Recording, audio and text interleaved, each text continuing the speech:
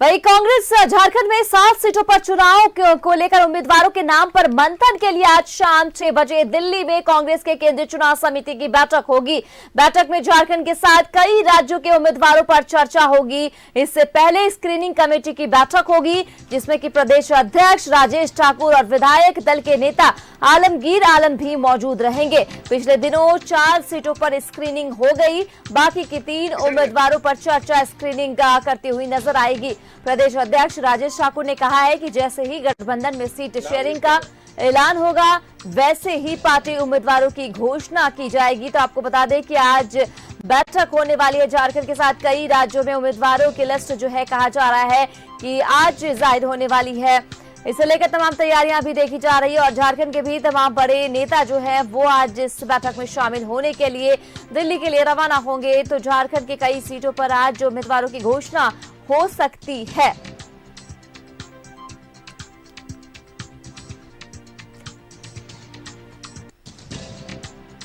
इसी पे ज्यादा बातचीत के लिए दिल्ली से अमर हमारे सहयोगी जुड़ चुके हैं ज्यादा जानकारी के साथ। अमर का रुख कर लेते हैं। अमर, झारखंड में कांग्रेस 7 सीटों पर चुनाव लड़ेगी। उम्मीदवार के नाम पर मंथन के लिए कहा जा रहा है कि आज शाम 6 बजे दिल्ली में यहां कांग्रेस के केंद्रीय चुनाव समिति की बैठक होगी और बैठक में झारखंड के साथ साथ कई राज्यों और उम्मीदवारों पर चर्चा होगी। इससे पहले कहा जा रहा है कि स्क्रीनिंग कमेटी की बैठक होगी, जिसमें प्रदेश अध्यक्ष राजेश ठाकुर और विधायक दल के नेता आलमगीर आलम भी मौजूद होने वाले हैं। आप वहां पर मौजूद हैं, क्या अपडेट है, क्या जानकारी ताजा है आपके पास? बिल्कुल, आपने सही कहा कि आज 6 बजे कांग्रेस सीईसी की मीटिंग होगी, जिसमें झारखंड, बिहार, महाराष्ट्र, असम और जो राजस्थान, एमपी जो बचे हुए राज्य हैं, जिसमें जो सीईसी की मीटिंग जिसमें नहीं हुई, उम्मीदवारों पर चर्चा नहीं की गई है, उसको लेकर के आज शाम 6 बजे बैठक होगी। शाम 6 बजे यह तय होगा कि झारखंड को लेकर के जो उम्मीदवारों का चयन किया गया है, स्क्रीनिंग में जो नाम सामने आए हैं 3 नाम, उसमें से सबसे बेहतर नाम जो होगा उसका चयन आज शाम में किया जाएगा। झारखंड में जो गठबंधन है उसमें कहा जा रहा है कि जेएमएम आरजेडी के साथ जो है कांग्रेस पार्टी के जो कोटे में 7 सीटें हैं, उस 7 पर 3-3 नाम का जो है चयन कर लिया गया है स्क्रीनिंग में। आज से क्योंकि झारखंड से कई नेताओं को यहाँ पे बुलाया गया है जो सीसी में बैठेंगे। प्रदेश अध्यक्ष राजेश ठाकुर है, सीएलपी जो है आलमगीर आलम है, उनको यहाँ पे बुलाया गया है कि ताकि वो आकर के सही जानकारी उनको दिया जाए।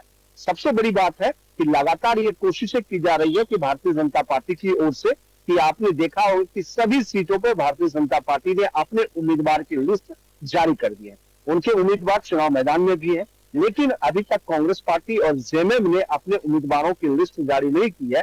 ये सवाल उठता है कि आखिर लड़ाई जो है कैसे लड़ी जाएगी।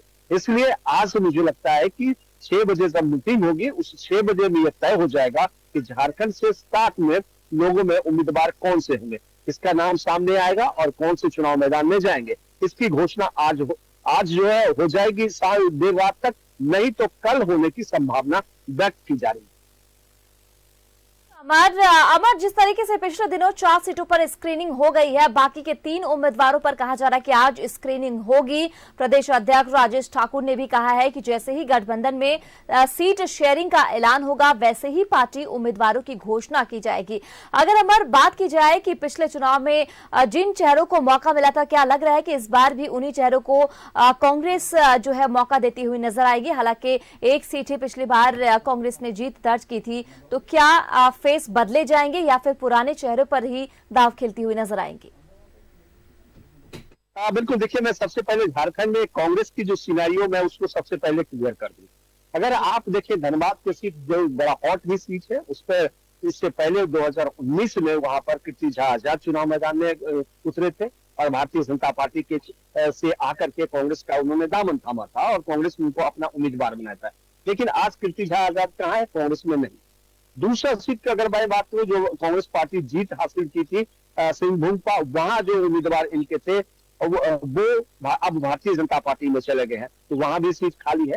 तो ये जरूरी नहीं है कि जो पिछले बार 2019 लोकसभा चुनाव में कांग्रेस पार्टी के उम्मीदवार थे वो उसी को उतारे जाएंगे। मुझे लगभग लग रहा है कि वो नए चेहरे कांग्रेस अपने उम्मीदवार के लिस्ट में जेएमएम ने भी की जीत दर्ज की थी राजमहल से, वहां से क्या लगता है कि जेएमएम की तरफ से भी जो है कह सकते हैं कि पुराने चेहरों को मौका दिया जाएगा? हालांकि गीता कोड़ा ने जिस तरीके से हाल ही में बीजेपी का दामन थाम लिया है, तो कहीं ना कहीं कांग्रेस अब वहां पे नए चेहरों को जरूर उतारती हुई नजर आएगी, लेकिन जेएमएम की तरफ से भी अगर हम कहें तो पुराने चेहरों को मौका मिल सकता है क्या?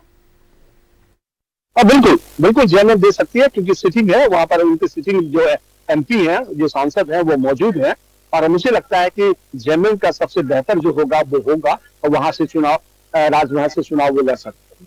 जेएमएम को अब ये कोशिश करना होगा, या फिर कांग्रेस पार्टी को ये कोशिश करना होगा कि जो झारखंड का परिदृश्य अभी बना है हाल के दिनों में हेमंत सोरेन के जेल जाने के बाद, तो वो किस तरह से चुनाव जाएंगे, गठबंधन को किस तरह से सजाएंगे और संवारेंगे, चुनाव मैदान में जाएंगे। क्योंकि सबसे बड़ी बात है कि एक वोट जो है बड़ा कीमती होता है, कि इसकी मजा जो है आप पिछले विधानसभा में कहें या फिर लोकसभा में आपने देख सका।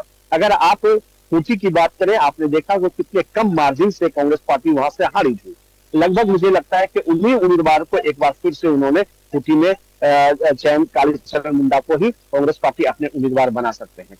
लेकिन सवाल उठता है कि अगर आप मजबूती से सामना नहीं करते हैं भारतीय जनता पार्टी का जो प्रचार तंत्र है उसका, तो कांग्रेस पार्टी वहां कहीं दिखती नहीं है। आपने देखा कि भारतीय जनता पार्टी ने अपने स्टार प्रचारक की लिस्ट जारी कर दी है, सभी उम्मीदवारों का झारखंड में लिस्ट उन्होंने जारी कर दिया, लेकिन अभी तक कांग्रेस पार्टी ने ना तो अपने उम्मीदवार का लिस्ट जारी किया है और ना ही स्टार प्रचार का लिस्ट जारी किया है। तो सवाल उठता है कि जो देरी है, जो दिक्कतें हैं, इसमें कांग्रेस पार्टी को नुकसान हो रही है, पहली बात। दूसरी बात, जो उम्मीदवार चुनाव मैदान में जाएंगे उनके लिए एक खतरा है, क्योंकि उन्हें समय वक्त कम मिलेगा।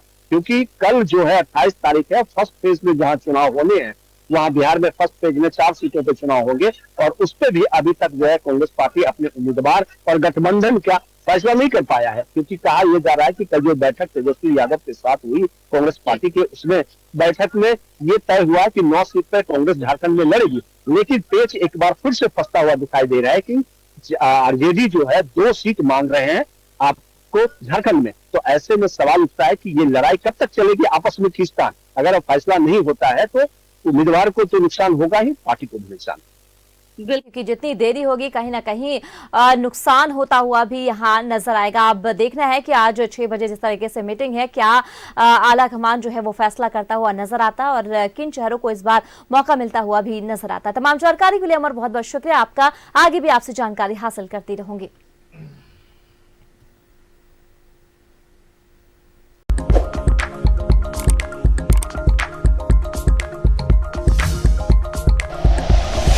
Like and share videos, subscribe करें हमारा चैनल और प्रेस करें बेल आइकॉन। न्यूज़ 11 भारत, सच है तो दिखेगा।